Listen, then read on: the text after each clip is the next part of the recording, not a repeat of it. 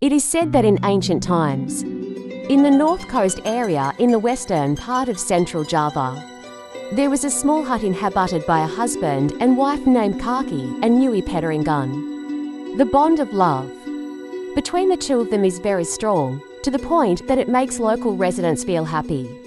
They have quite a big age difference. Nui Petaringan is still very young, while Ki Petaringan is already more than half a century old. However, because of the strength of their love, different ages cannot prevent them from living happily. Ki Petaringan is known as a hard worker who works as a secondary crop and watermelon farmer once upon a time.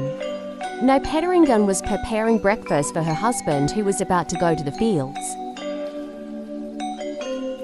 Let's have breakfast first. Yes, my wife.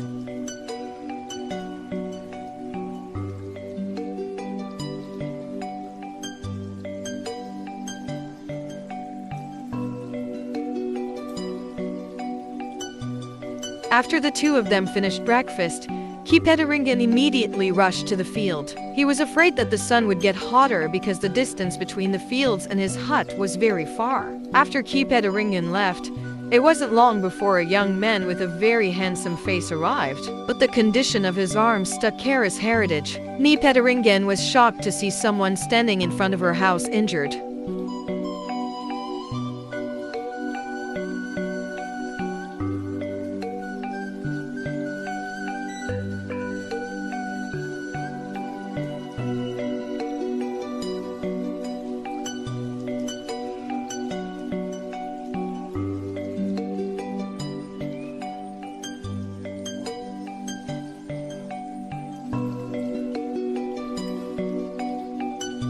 Who is this man? He asked himself.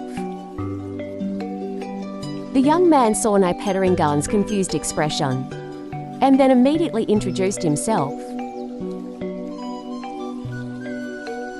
Let me introduce myself, Panjaran Purbaya. I am a retainer from the Mataram Kingdom who is carrying out the task of eradicating the rebellion led by Saling Singan in Sayabon.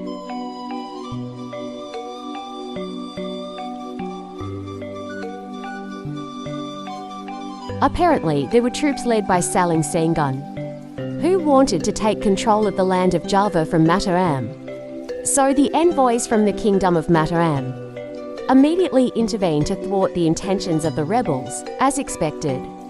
The troops led by Saling Singan were successfully paralyzed by Prince Purbaya, but by leaving a wound on his arm. On the way back to the kingdom, Prince Purbaya saw an inhabited hut. Then he thought to treat his wound first there. Can I treat my wounds here?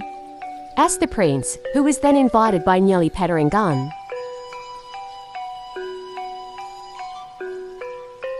Nui Petaringan took the necessary medicines and helped treat Prince Purbaya. After finishing, Prince Purbaya thanked him and left an heirloom keris named Simon Lung to be guarded and cared for by Nui Petaringan.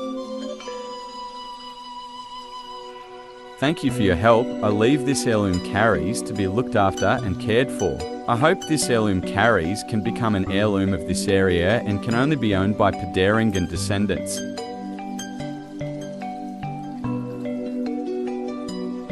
Nui Petaringan happily accepted the heirloom keris. She promised to look after and care for the Simang Lung keris. No one has the right to take this keris, except me and Panjaran Purbaya, he said before continuing his journey south to the Mataram Kingdom.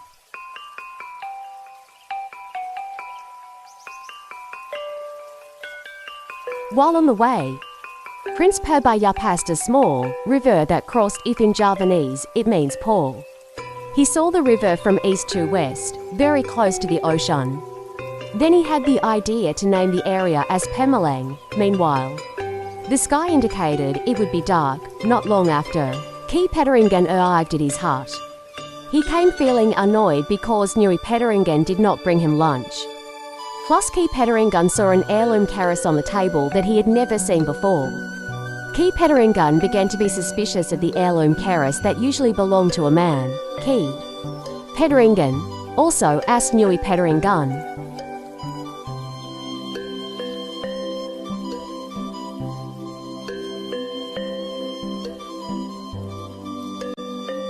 Karis, is that where did you get it? Nyai Petaringan explained the origin of the heirloom Karis. Earlier, there was a prince from the Mataram kingdom who came with a wound on his arm. He asked for medicine to heal the wound. After it was finished, I was given this heirloom Karis to look after. And look after as a sign of gratitude, said Nyui Petaringan. Huki Petaringan didn't seem to believe. He did not believe his wife's explanation.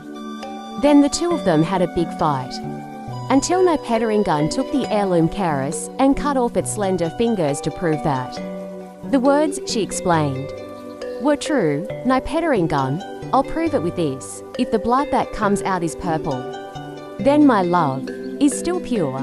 But if the blood that comes out is red, it means I'm lying. I apologize for not trusting you, Ki Petaringan said, apologizing to Ni Petaringan. To make up for the misunderstanding, Ki Petaringan immediately ran out of the hut to catch up with Pangaran Purbaya, ironically. After that, Ki Petaringan never returned to his hut. Nyoi Petaringan was nicknamed Nyai Widuri by local residents who lived alone in a hut.